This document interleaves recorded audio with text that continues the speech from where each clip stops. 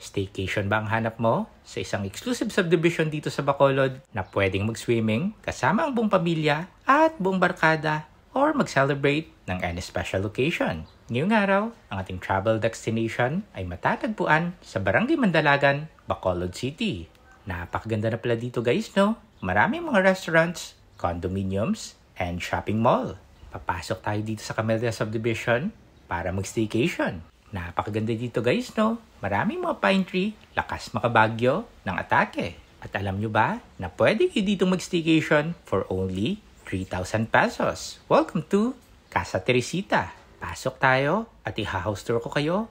Meron ditong malawak na sala and dining area. At ang kitchen, very spacious at kompleto sa gamit. May refrigerator, microwave, rice cooker, washing machine, induction cooker, at mga gamit pang luto.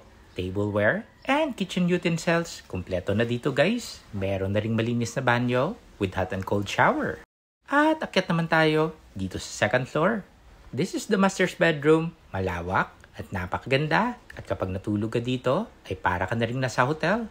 May hair blower and steam iron para sa mga dami. At kung marami kayo, no worries. Maraming extra foam, pillow, blanket, and towel. And this is the second room na napakaganda din at malinis. So, nandito pala kami sa Casa Teresita guys para mag-staycation and mag-celebrate ng birthday ng pamangkin ko. Happy birthday to you!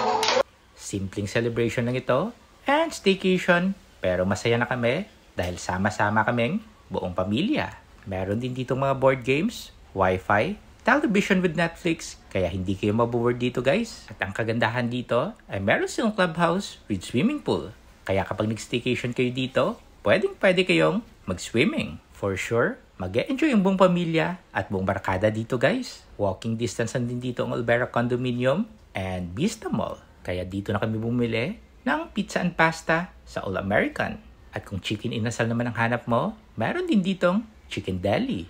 Furnitures, construction materials, appliances, meron din ditong all home. At kung kape naman ang hilig mo, Coffee Project got you covered. At dito lang din sa harap ng Camellia ay ang Rockwell Condominium. Meron na rin ditong mga coffee shops, restaurants, and cafe.